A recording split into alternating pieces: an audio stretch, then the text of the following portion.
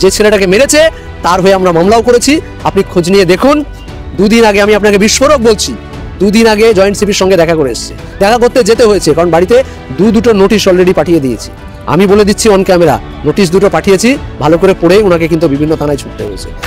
একসময় ক্যানিং পূর্বের বিধায়ক শওকত মোল্লা ভাঙড়ের রাজনৈতিক সভা থেকে তিনি বলেছিলেন যে কিছু ভাঙড়ের ডিজিটাল মিডিয়া রয়েছে তাদেরকে মারার নিদান দিয়েছিলেন। তারপরে আমাদের একজন ডিজিটাল সহকর্মী তিনি তৃণমূল ঘনিষ্ঠ কর্মীদের হাতে আক্রান্ত হয়েছিলেন।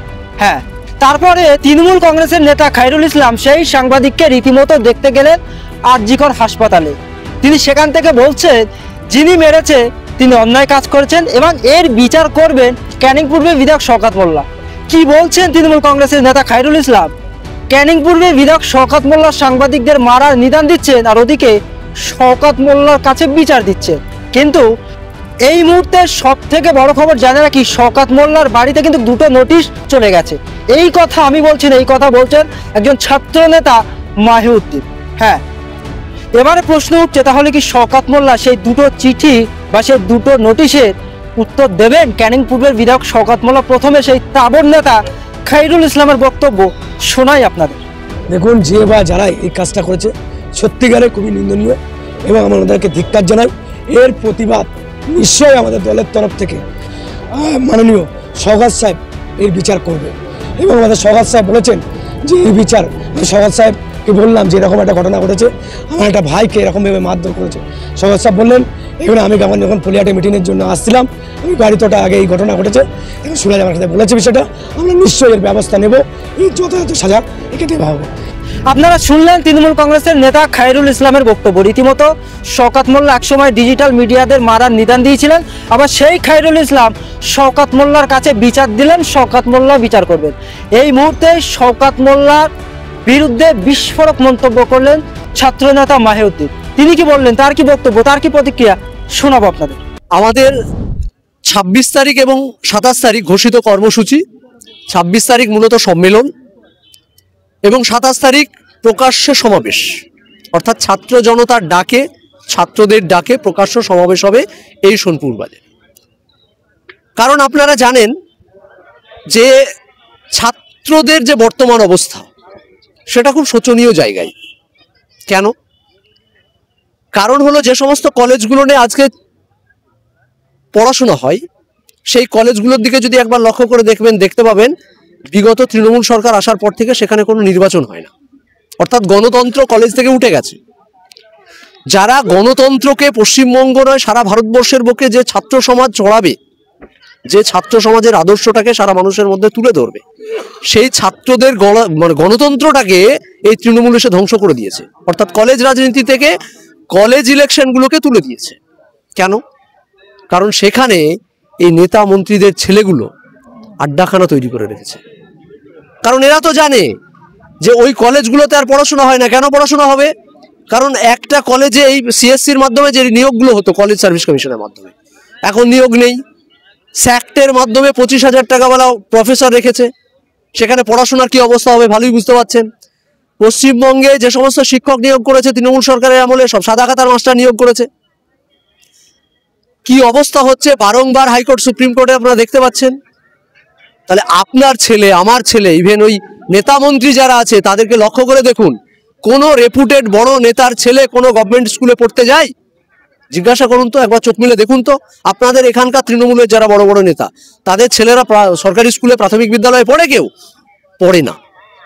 নেতারা লুটে খাচ্ছে, তাদের ছেলেগুলোকে বেসরকারি শিক্ষা প্রতিষ্ঠানে পড়াচ্ছে, আর আপনার আমার মতো খেটে খাওয়া সাধারণ গরিব মানুষের, কৃষকের, রিক্সাওয়ালার, ভ্যান চালার, টোটোওয়ালার, সবজি ব্যবসায়ীর, তাদের ছেলেগুলো সাধারণ বিদ্যালয়ে পড়ছে। এই সাধারণ বিদ্যালয়ে কাদেরকে নিয়োগ করেছে? কত সাদা খাতার মাস্টার। তাহলে পড়াশোনার গুণগত মান কোন দিকে নিয়ে যাচ্ছে তৃণমূল সরকার, সেটা আশা করি মানুষ বুঝতে পারছে। তাহলে এই আওয়াজটা ছাত্র জনতার আওয়াজ, এই দাবিটা ছাত্র জনতাকে তুলতে হবে। ছাত্র জনতা শেখাবে যে কিভাবে কোন দাবি আদায় করতে হয়। কারণ আজকে কলেজ ক্যাম্পাস থেকে পলিটিক্স তুলে দেওয়ার ফলে সাধারণ মানুষের যে কণ্ঠস্বর সেটাকে দাবিয়ে দেওয়া হয়েছে, তাই সাদা খাতার মাস্টারদের কাছে পড়তে যেতে হচ্ছে। তাহলে এই শিক্ষা দুর্নীতি থেকে শুরু করে শিক্ষাঙ্গনটাকে শিক্ষার আঙিনায় নিয়ে আসা, এই দাবিটা কে করবে? আজকে যখন আমরা পড়াশোনা করতাম তখন কলেজে সিট পাওয়া যেত না, পড়াশোনা করার জন্য কলেজে সিট পাওয়া যেত না। আর আজকে প্রতিটা কলেজে লক্ষ্য করে দেখুন 40%, 20%, 30% করে সিট ফাঁকা পড়ে থাকে। তাহলে এই আওয়াজটা কে তুলবে? এই আওয়াজটা তুলবে পশ্চিমবঙ্গের বিকল্প ছাত্র সংগঠন স্টুডেন্ট ফ্রন্ট। কারণ পশ্চিমবঙ্গে আরো একটা ছাত্র সংগঠন আছে টিএমসিপি, আমি নাম করেই বলছি। পশ্চিমবঙ্গে নিয়োগ নেই, নির্লজ্জের মতো ইউনিয়ন রুমগুলোয় বসে থাকে। এরা নিজেরা জানে না এদের ভবিষ্যৎ কি, কারণ এরা ওই ইউনিয়ন রুমের বাইরে বেশি তোলাবাজি শিখেছে। কারণ তৃণমূল তোলাবাজ প্রাইভেট লিমিটেড কোম্পানি, ওরা তো তোলাবাজি 75%, 25% পার্টনারশিপ। সুতরাং এই তোলাবাজ কোম্পানিদের হাতে কলেজগুলোকে মুক্ত করতে হবে। এই তোলাবাজি সারা জীবন চলতে পারে না, ছাত্ররা তাদের অধিকার বুঝে নেবে। নওশাদ সিদ্দিকী মহাশয় কালকে আসবেন, উনি এখান থেকেই ছাত্র জনতার প্রকৃত সমাবেশ শুরু করবেন বাংলার মাটিতে। এই প্রথম আমাদের ছাত্র সমাবেশ। তিনি বার্তা দেবেন পশ্চিমবঙ্গের মানুষের, সাধারণ মানুষকে, খেটে খাওয়া মানুষকে, পশ্চিমবঙ্গের সর্বস্তরের মানুষকে যেভাবে তিনি প্রতিদিন আহ্বান করছেন বিপ্লবের পথে, সেই একই পথে ছাত্র জনতার সভায় দাঁড়িয়ে ছাত্রদেরকে বিকল্প রাজনীতির পথ দেখাবে। ছাত্রদের অধিকার আদায়ের স্বার্থে তিনি ভাষণ দেবেন, তিনি বক্তব্য রাখবেন। তার সমস্ত বক্তব্যের মাঝে পরতে পরতে উঠে আসবে ছাত্রদের অধিকারের কথা। তাই আজকে আমাদের শেষ প্রস্তুতি খতিয়ে দেখার জন্য এখানে উপস্থিত হওয়া এবং পরবর্তী কালকের প্রোগ্রাম আশা করি ছাত্র জনতার সমাবেশে জনজোয়ার হবে। মানুষ নতুন বিপ্লবের দৃষ্টান্ত তৈরি করবে ভাঙড়ের মাটি কালকে ছাত্র জনতার সমাবেশে। ভাইদা, বিভিন্ন কলেজ ক্যাম্পাসে ছাত্ররা সেখানে লেখাপড়া করবে, পড়াশোনা করবে, এবং আমরা যেটা খবর পাচ্ছি যে বিভিন্ন কলেজ একেবারে টিএমসিপি নেতাদের দাবি, তার মধ্যে ভাঙড় কলেজ কমবে। ভাঙড় বরাবরই শিরোনামে। ভাঙড়ের যেমন খারাপ দিক আছে, খারাপ দিক বলি, ভাঙড়ের মানুষ খুব ভালো, কিন্তু ভাঙড়ের কিছু শ্রেণীর দুষ্কৃতী এই ভাঙড়টাকে অশান্ত করে, খারাপ পথে পরিচালনা করার চেষ্টা করে, ভাঙড়টাকে কুলসিত করার চেষ্টা করে। আমি নাম বলতে বাধ্য হচ্ছি। এক সময় ছিল এখানকার আরাবুল সাহেবরা, এখন এসছেন এক পরিযায়ী, অর্থাৎ পাশের বিধানসভা থেকে অবজারভার হিসাবে। তাদের নিজেদের মধ্যে কনফিউশন কাটে না কে অবজারভার। একজন বলে আমি সাউথের অবজারভার, তো বলে আমি অবজারভার। আমাদের বলার উদ্দেশ্য সেটা নয়, কিন্তু এই ধরনের দুষ্কৃতি যদি ভাঙড়ের দায়িত্ব পায় তাহলে ভাঙড় কেমন হবে আশা করি বুঝে গেছেন। তো আগে ভাঙড়বাসীকে ডিসাইড করতে হবে যে এই শ্রেণীর মানুষগুলোকে ভাঙড় থেকে তুলে ফেলে দিতে হবে। আজও পর্যন্ত এমএলএ নওশাদ সিদ্দিকীর নেতৃত্বে যে লড়াই ভাঙড় দিয়েছে, সারা পশ্চিমবঙ্গে ভাঙড় কি জন্ম দিয়েছে সেটা বাংলা দেখছে।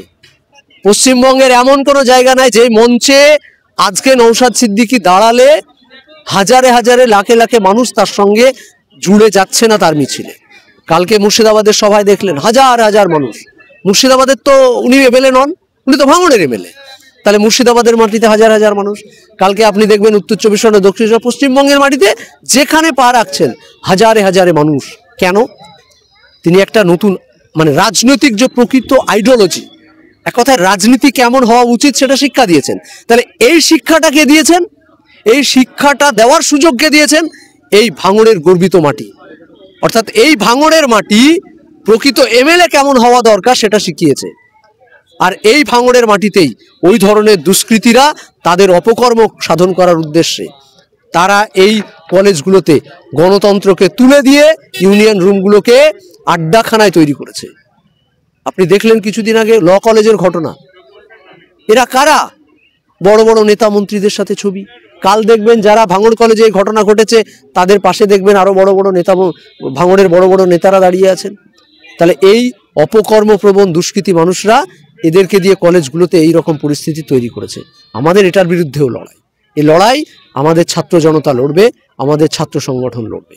অপরদিকে যেমন রাজনৈতিক লড়াই আমাদের এমএলএ করে যাচ্ছেন, এমএলএর দেখানো পথেই, এই দিশাতেই আমরা আমাদের ছাত্ররা তাদের অধিকার ক্যাম্পাসে ক্যাম্পাসে বুঝে নেবে। শুনেন, শওকত মোল্লা সম্বন্ধে যত কম বলবো তত ভালো। কারণ এই শওকত মোল্লা আপনারা খুব ভালো করে যদি মনে রাখেন, মমতা বন্দ্যোপাধ্যায়কে বোম মারার নিদান দিয়েছিল। মমতা বন্দ্যোপাধ্যায়কে ক্যানিনে বোম কে মেরেছিল? কারা মেরেছিল?